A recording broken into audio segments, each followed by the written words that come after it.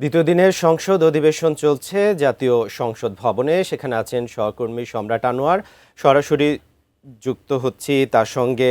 দর্শক, চলছে এরই মধ্যে সেখানে প্রশ্নোত্তর পর্ব এবং প্রশ্নোত্তর পর্বের সেখানে আছেন আমাদের সহকর্মী সম্রাট আনোয়ার। আমরা এ ব্যাপারে বিস্তারিত জানতে যুক্ত হচ্ছি সম্রাট আনোয়ারের সঙ্গে। সম্রাট আনোয়ার, আজকে প্রশ্নোত্তর পর্ব চলছে, সেই সাথে রাষ্ট্রপতির ভাষণের উপর ধন্যবাদ জানানো হবে। এ ব্যাপারে আর কি জানাবেন? ধন্যবাদ। এখন কিছুক্ষণ আগে আপনারা শিক্ষামন্ত্রীর যে প্রশ্নোত্তর পর্ব সেটি শুনছিলেন।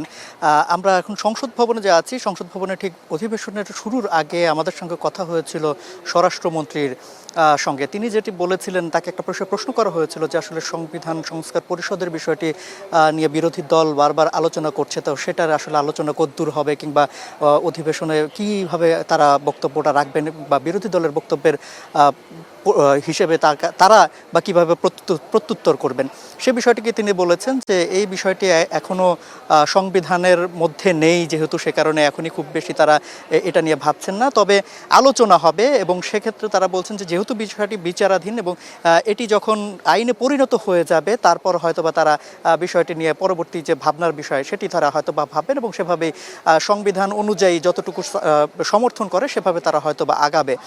এছাড়াও আমরা বিভিন্ন কয়েকজন সংসদ সদস্য যারা ভেতরে প্রবেশ করেছেন তাদের সঙ্গেও কথা বলেছি এবং তারাও কিন্তু একই কথা বলেছেন যে আলোচনার মাধ্যমে সকল সিদ্ধান্ত তারা নিতে চান। এবং এক্ষেত্রে তারা বলছেন যে একটা কার্যকর সংসদের প্রত্যাশা, যেটি প্রথম অধিবেশনের প্রথম দিনেই যখন বলা হচ্ছিল যে সবাই বলছিলেন যে কার্যকর একটা সংবিধান তারা জাতীয় সংসদ দেখতে চান, এবং সে কারণেই তারা বলছেন যে মানুষের কিংবা জনগণের যেসব চাওয়া পাওয়া দাবি আশাকাঙ্ক্ষা রয়েছে সেসব বিষয় নিয়ে সরকারি দলের পাশাপাশি বিরোধী দলের যারা সংসদ সদস্য রয়েছে তারাও সেখানে আলোচনা করবেন, এবং সরকারি দল যাতে বিরোধী দলের যে সংসদ সদস্যদের বক্তব্য সেটাকে যাতে আমলে নেন এবং সে অনুযায়ী যাতে পজিটিভ থেকে কাজগুলো করেন, সে বিষয়টি তারা বারবার বলছেন। এবং এটা যদি সম্ভব হয় তাহলেই কিন্তু কার্যকর একটা সংসদ হবে। তো সেই প্রত্যাশার কথা আজকেও যখন সংসদ সদস্যরা ভেতরে প্রবেশ করেছেন, 11টায় যে অধিবেশন বসেছে তার আগে যারাই প্রবেশ করেছেন এবং আমাদের সাথে গণমাধ্যম কর্মীদের সাথে কথা বলেছেন, তারা